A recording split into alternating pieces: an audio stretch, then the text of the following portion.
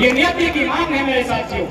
क्योंकि आज मैं लोगों से बकायदा पूछा कि आप कहाँ से हैं और क्या क्या काम करते हैं, कहाँ रहते हैं। बकायदा हम लोगों के साथ रहे, जहाँ रहते हैं हम लोग वहां तक गए। उन्होंने मैक्सिमम लोगों ने कहा कि हम बरकट्ठा प्रखंड से हैं, हम कोडरमा से हैं, हम राजधनवार से हैं, हम बिरनी से हैं, हम बगोदर से हैं, हम डुमरी से हैं, हम बिशुनगढ़ से हैं, हम गोमिया से हैं, नवाड़ी से।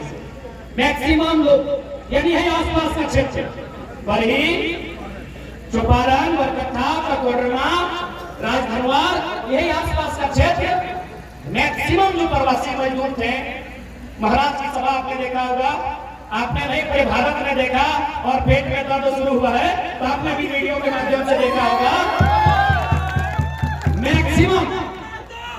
मैक्सिमम लोग हमारे इसी क्षेत्र के थे।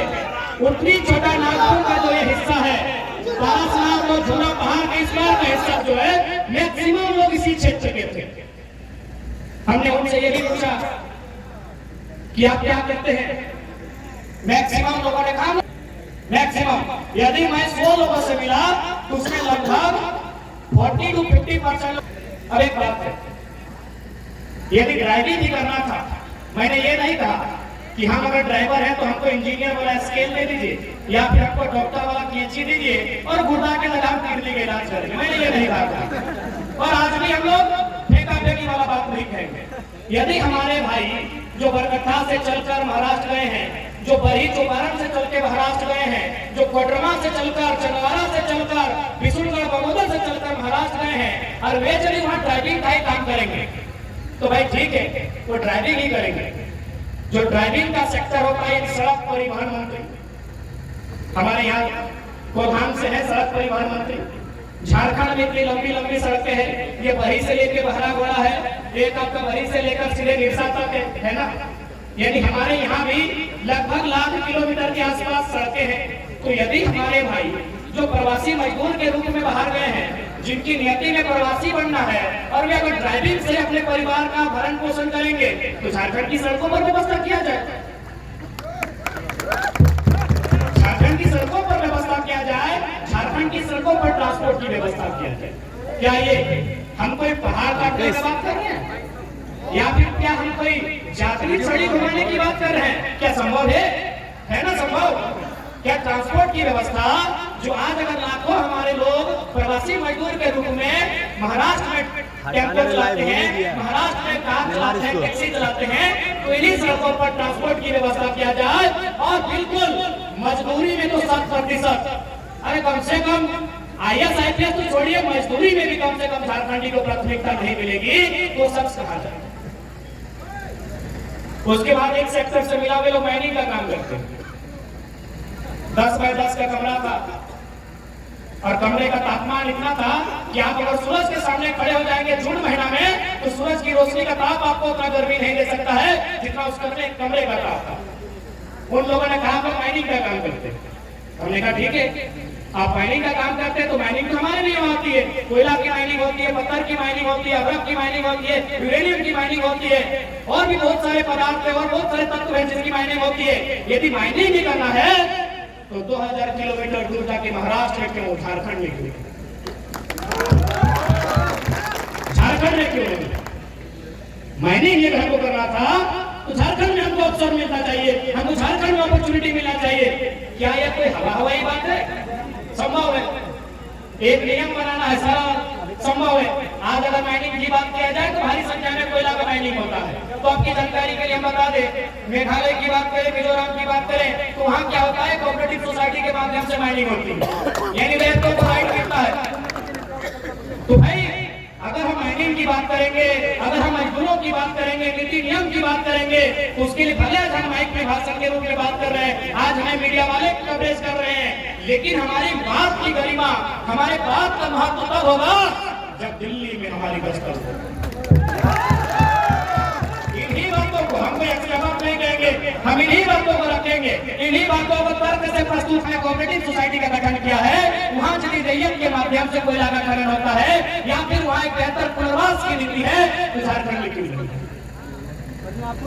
हम इन्हीं बातों को वहाँ दोहराएंगे क्योंकि जब तक सदन में आपका चर्चा नहीं होगा, जब तक देश के सबसे बड़े पंचायत में आपका चर्चा नहीं होगा, तब तक आप अपनी उन्नति की नहीं सोच सकते हैं, आप अपने विकास की नहीं सोच सकते हैं। और आज 23 सालों के झारखंड में झारखंडी इतना जागरूक हुआ है कि 2024 में जब नौजवान दिल्ली में दस्तक देंगे, हम ये पहले रखेंगे कि अब 40% खाली देते हैं, हमको 40 मिनट का मीटिंग झारखंड पे चाहिए। 40 हमको ज्यादा नहीं चाहिए, 40 मिनट का मीटिंग चाहिए। झारखंड के विषय में कैबिनेट चाहिए। 40% हम खनिज संपदा देते हैं। हमारी बिजली कलकत्ता से लेकर बांग्लादेश तक मंगाती है। हमारा कोयला पूरा देश से चूल्हा जलता है। और आज अगर वो राज्य अपना अधिकार मांगता है, इसमें कोई गुनाह नहीं। क्या कोई गुनाह है? कोई गुनाह नहीं है। आप राष्ट्रवाद के नाम पर क्षेत्रवाद का गला नहीं घोट सकते हैं। आज राष्ट्रवाद का एक मुहिम चलता है। हमने कभी नहीं कहा कि हम राष्ट्रवादी नहीं है। सबसे बड़ा राष्ट्रवादी कोई है तो झारखंडी है। हमने लगभग 25 लाख एकड़ भूमि राष्ट्र के निर्माण के लिए दिया। इसलिए ये ढोंग हमें ना दिखाए कि आप राष्ट्रवाद के नाम पर हमें गर्त में नहीं ले जा सकते हैं। ये राष्ट्रवाद के नाम पर हमें नक्सलवाद पे नहीं ले जा सकते हैं। अगर आपको राष्ट्र की चिंता है, हमारे इतिहास को संभालिए, झारखंड के इतिहास को संभालिए। सबसे ज्यादा अगर पंडित जवाहरलाल नेहरू देश के पहले प्रधानमंत्री ने डायरेक्ट किसी राज्य में कहीं उद्घाटन किया है तो मुझे लगता है झारखंड में किया। पंचायत बैंक का उद्घाटन नेहरू जी ने किया है, सिंदरी कारखाना का उद्घाटन नेहरू जी ने किया है।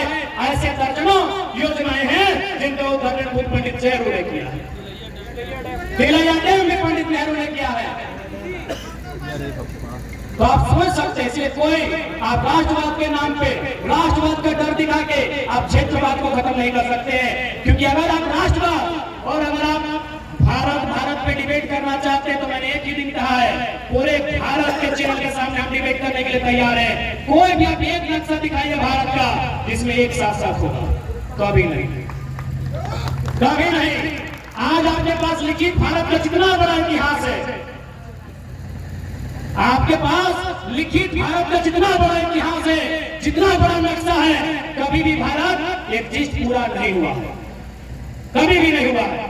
आप अगर भारत के सबसे कालजयी सम्राट चक्रवर्ती सम्राट अशोक की बात करें, जिनके समय में लगभग हमारे पास 60 लाख वर्ग किलोमीटर था, आज 32 लाख वर्ग किलोमीटर है, तो आपको जानकारी होना चाहिए दक्षिण भारत में उनका प्रभुत्व नहीं था। दक्षिण भारत में आपका नक्शा है तो दिखाइए। दक्षिण भारत में, पूर्वोत्तर भारत में अशोक के भी साम्राज्य का विस्तार नहीं। इसलिए भावनाओं में बहने का कोई वक्त नहीं है। ये वक्त है अपने अधिकार का, ये वक्त है अपनी आवाज को बुलंद करने का। आप किसी कालखंड की बात कीजिए, मौर्य काल की बात कीजिए, आप गुप्त काल की बात कीजिए, किसी राजवंश की बात कीजिए, मुगल काल की बात कीजिए, अंग्रेज काल की बात कीजिए। अंग्रेजों ने भी 1 सेंटीमीटर कहा नहीं, अंग्रेजों से भी छुटा। इस कोई एक शासक नहीं हुआ है कभी। इसलिए भारत और इंडिया के नाम पर भावना मत भइए। हम इंडिया का भी सम्मान करते हैं, भारत का भी करते हैं, लेकिन झारखंडी से समझौता नहीं कर सकते। अंग्रेजों ने भी 1 इंच छोड़ा है, लेकिन छोड़ा है कहां छोड़ा है? गोवा छोड़ा है, पांडुचेरी छोड़ा है। क्योंकि अंग्रेजों के जाने के बाद 2 बार पांडुचेरी आजाद हुए हैं, 1954 और 1961 की आपकी जानकारी के लिए बताना चाहते हैं। तो इसलिए हम भारत का सम्मान करते हैं, लेकिन आप भारतीयता के आधार पर झारखंडियत को खत्म करना चाहते हैं, इसका पुरजोर विरोध करते हैं। इसलिए आज हम महाराष्ट्र में वहां के लोगों से मिले, चर्चाएं हुई। वहां भी एक बहुत बड़ा हवाई पट्टी बनने वाला है, लगभग 10 किलोमीटर तक का जमीन गया है। मैं 2-4 लोगों से मिला, क्योंकि बाकी जो भी झारखंड के नेता जाते हैं भाई, वो तो मौज मस्ती के लिए जाते हैं, हमको कुछ सीखने गए थे। उनसे मैंने मिला, पूछा चाहते हैं क्या पॉलिसी है? बोला जी जमीन लिया गया, बगल में देखिए वहाँ घर दिया गया है, अपार्टमेंट बनाया गया है, वहाँ को कमरा मिल जाएगा, यहाँ जो भी नौकरी मिलेगी हम लोग को मिलेगा। अरे सब पहाड़ियों, मैं ये महाराज की बात बता रहा हूँ। वहाँ लगभग 10 किलोमीटर का एरोप्लेन जहाँ चलता है, हवाई जहाज एयरपोर्ट, लगभग 10 किलोमीटर। मैं वहाँ के 2-4 लोगों से मिला, मैंने उनसे चर्चा किया, कि आपके यहाँ इतनी भारी संख्या में जमीन लिया गया है, तो क्या पॉलिसी है? बोला कुछ नहीं, जमीन लिया गया है विकास के नाम पे, हम लोग को बगल में अपार्टमेंट दिया गया है। आप बताइए कि झारखंड में ऐसी पॉलिसी है क्या? हमारे झारखंड में ऐसी पॉलिसी है? अब रब किसका? झारखंडी का। राज कौन कर रहा है? हजारीबाग, क्योंकि सबसे ज्यादा स्टूडेंट हमारे हजारीबाग में पढ़ने जाते हैं। रेंट में पढ़ने वाले छात्र किन के? हमारे। वो बिल्डिंगें किन की? हमारी है, हमारी है। तो बताइए हमारी लड़ाई, ये हमारे अधिकार की लड़ाई कहां पर? जब महाराष्ट्र में मराठी, पंजाब में पंजाबी, गुजरात में गुजराती, बिहार में बिहारी, तो झारखंड में भी झारखंडी बोले तो क्या किसी के पेट में दर्द होना चाहिए? दर्द होना चाहिए। तो आज यही ये लड़ाई है। आज यदि हमारे लोग नहीं जागते हैं, यदि आज हमारे लोग नहीं समझते हैं, तो आने वाले 20-22 सालों में झारखंड एक खंडहर के रूप में तब्दील हो जाएगा। आज अगर नौकरियों की बात करें तो हमारी नौकरियों को यूपी, बिहार, बंगाल, एमपी को बेचा जा रहा है। कल ही आप देखिएगा 2-3 दिन से सोशल मीडिया में एक कटिंग, एक पेपर, एक कागज का टुकड़ा वायरल हो रहा है, जिसमें चतरा के किसी शिक्षा विभाग के नौकरियों का जिक्र है, जिसमें 6 का जिक्र है, 1 पलामू का है, 5 उत्तर प्रदेश का है। इसी दिन के लिए झारखंड बना है। यह इंडिया और भारत के नाम में, भाई भाई के नाम में हमारे हिस्से की रोटी को अगर कोई छीन के खाएगा तो क्या हम चुपचाप रहेंगे? कुछ दिन पहले, कुछ महीनों पहले यहाँ 3600 टीचर की बहाली को कंप्लीट किया गया, जिसमें आंकड़े बताते हैं, बकायदा मीडिया के माध्यम से जानकारी मिली है कि 1200 लोग गैर झारखंडी हैं। बताइए इतनी भारी संख्या में अगर हमारी नौकरियों को बेचा जाएगा, हमारी नौकरियों को लूटा जाएगा, तो हमारी आने वाली पीढ़ी क्या करेगी?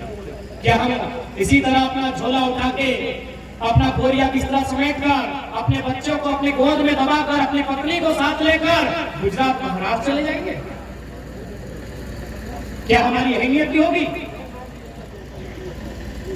कि हमने हटे चाहा कि हमने के राज्य में खनिज संपदा, ये राज्य में अपना नौकरी चाकरी, ये रियाडा, ये टोल टैक्स, ये अभ्रक नगरी, ये अपना सिस्टम, अपना संसाधन, और हमने बेरोजगार भाई के छुआ के कोरवा में लेके, अपन जेनियों के संगे लेके कि परदेश कि हमने हटे चाहा कि हमने प्रवास के दर्द झेलवाई, कि हमने हटे चाहा नहीं ना। हम तबे बोलिए कि दुनिया में 2 प्रकार के दर्द बहुत कष्टकारी व्यवहार है, एक प्रसव के पीड़ा और एक प्रवास के पीड़ा। प्रसव के पीड़ा यानी जब हमार माए हमारा जन्म दे ले रहे तो प्रसव की पीड़ा बोलल जाए, लेकिन हमारे जन्म के 2 घंटा बाद, 4 घंटा बाद, 6 घंटा बाद हमारे माए के प्रसव के पीड़ा से मुक्ति मिल गया है। लेकिन आज भी 20 साल बाद, 25 साल बाद झारखंडी के प्रवास के पीड़ा से मुक्ति नहीं मिली। आज भी प्रवास के पीड़ा क्यों बर्बाद सताई रहा है कि आज छोटे बच्चा के लेके बूढ़ी मैया घर में है, और आंख में रोशनी न है, पापा के कमर में जान न है, लाठी के सहारे चल है, और मजबूरी में महाराष्ट्र में, मजबूरी में कर्नाटक में है। आज तक समस्या के समाधान नहीं बने, पॉलिसी नहीं बने के कारण, पॉलिसी नहीं बने के कारण, नीति नहीं बने के कारण, जिस दिन नीति हमने के नेता सबके नीति ठीक भाई जाता है, जब अपनी नियत ठीक भाई जाता है, इस राज्य, इस झारखंड राज्य बहुत खुशहाल राज्य है। बिल्कुल सही बात काले, हमने जब महाराष्ट्र के लिए तो 7 दिन में 3 गो प्रवासी मजदूर यहाँ आए, वापस आए 3 गो प्रवासी मजदूर, अपन जान गंवाए के, अपन जान गंवाए के 3 गो प्रवासी मजदूर वापस आए। वही महाराष्ट्र में एक दिन हम मराठी सबसे बैठ लिए, सब पढ़ल लिखल लगल, 2-4 को अधिकारी भी लगल, ओखनी से हटे चर्चा कर लिए कि आपके बगल में नागपुर में वेस्टर्न कोलफील्ड लिमिटेड है, बताइए कितना कोयला का दुर्घटना हुआ है जिसमें लोगों का जान गया। बोला हम लोग को याद नहीं है। हम बोले हम 1 सप्ताह पहले 3 गो महिला दब के मर गई, हम मुआवजा दिला के आए। बोला ऐसा होता है झारखंड में? यानी हमारे दर्द को कोई जानता भी नहीं है। वहां भी कोयला का काम होता है। पूछें क्या आपके राज्य में एक आध की ऐसी घटना घटी है जो आपको याद है कि लोग खदान में दब के मर गए, या पत्थर उनके ऊपर गिर गया, या कोयला में आग लगा मर गए? बोला ना, पूरा सेफ्टी से काम होता है, पूरा नियम से काम होता है, गाइडलाइन फॉलो करते हुए काम होता है। हम सीधे बोले 1975 में 375 आदमी कोयला के खदान के नीचे मरा है। 1965 में 268 जो आदमी कोयला के खदान के नीचे दब के मरा है। 2006 में 50 आदमी एक ही टाइम में कोयला के खदान के नीचे दब के मरा है। वो लोग माथा में हाथ ले लिया।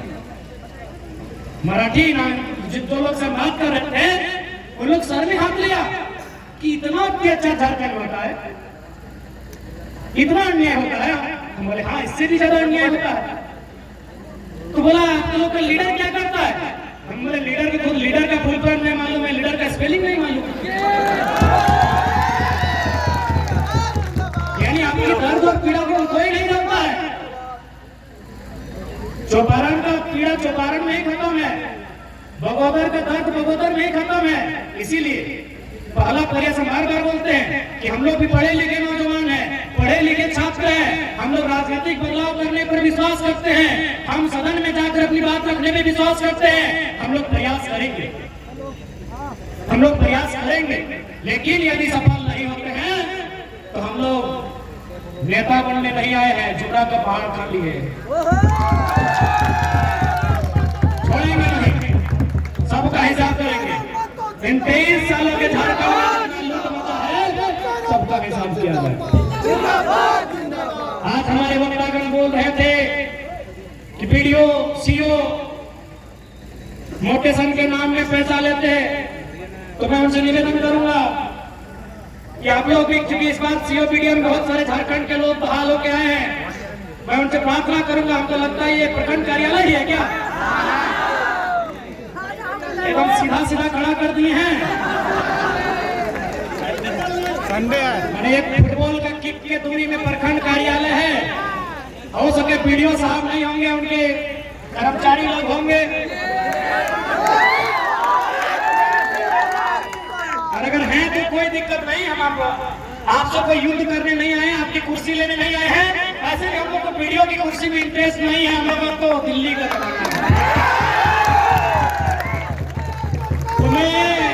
वीडियो साहब आपसे हमली रिक्वेस्ट करूंगा, खिड़की खोल के आपसे हम युद्ध करने नहीं आए, आपको एक संदेश देने आए हैं। संडे में कोई ना कोई होगा तो पैसा कम करवाइए। अरे आवाज बदले में होगा, अरे आवाज आपका बाजार में गूंज रहा है तो वीडियो की आवाज में नहीं रहा। तो माननीय वीडियो महोदय, मैं इंक्लूडिंग सीओ को भी करते हैं, मैं चौपारण क्षेत्र के माननीय वीडियो माननीय सीओ पहले आपका सम्मान करते हैं। आप पढ़ लिख कर एक योग्य पद को धारण किए हैं, लेकिन मैं आपसे आग्रह करूंगा, यहाँ की जनता की शिकायतें, हो सके आप नए आए हैं, ये फॉर्मूला आप पे लागू नहीं होता है, मैं ये भी नहीं कह रहा हूँ, लेकिन यहाँ के लोगों में राय शुमारी है कि मोटेशन के नाम में बहुत पैसा लिया जाता है।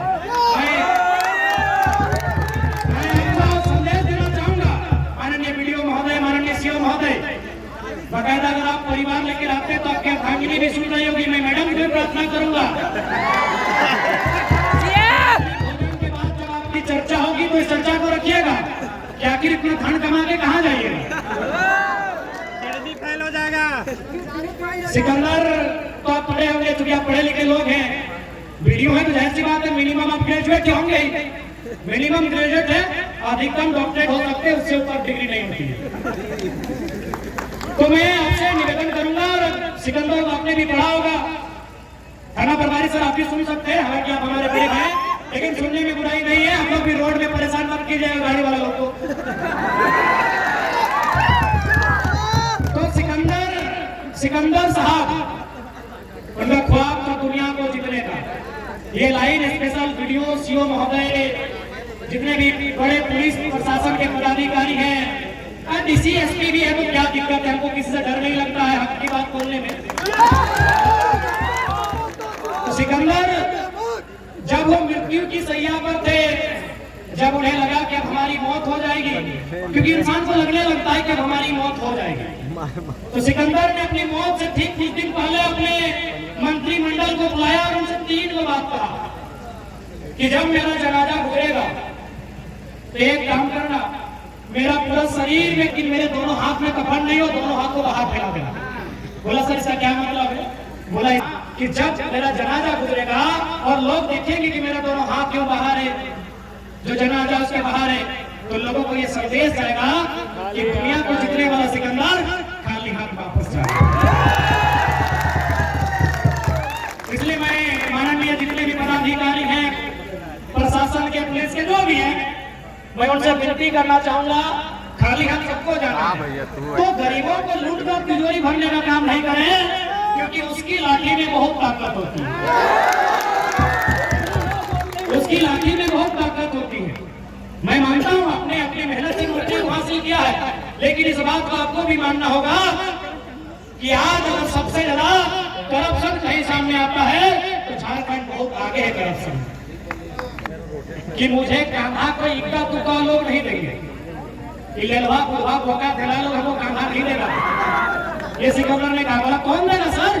बोला जितना मंत्री महामंत्री ये सब हमको काम करेगा। बोला इसका मतलब क्या है? बोला इसका मतलब है कि सिकंदर की सेना में 1 से 30 मार खां थे, 1 से बढ़कर तुर्रम खान थे, लेकिन जब मौत वापस आई सब तमाशा देखते रह गए।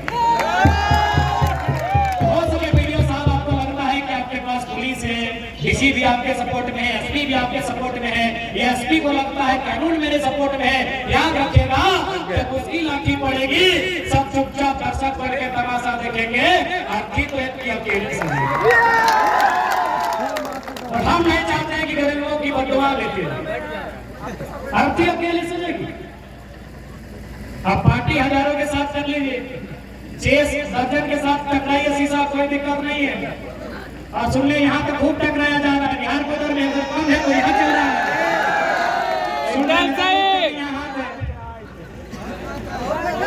तो मैं आपसे निवेदन करूंगा, सिकंदर साहब ने और एक लाइन कहा था, अंतिम लाइन बहुत इंपॉर्टेंट, कि मैंने अपने जीवन में जितना सोना चांदी हीरा मोती कमाया है, जितना धन मैंने कमाया है, उस धन को सड़कों पे बिछा देना। मेरे नाती को मत देना, मेरे पोते को मत देना, मेरे बच्चों को मत देना, मेरे किसी रिश्तेदार को मेरा 1 रुपया मत देना। मैंने जितना रुपया कमाया है वह सड़कों पे बिछा देना, और जब मेरा जनाजा जाएगा तो लोगों से कहना उन सड़कों पर जहाँ धन बिछा हुआ है उसको धूल के समान रोकते हुए। इसका मतलब था कि ये जो धन है जिसपे आज घमंड कर रहे हैं, जिसपे आज आप अभिमान कर रहे हैं, ये धूल बनने में समय नहीं लगा।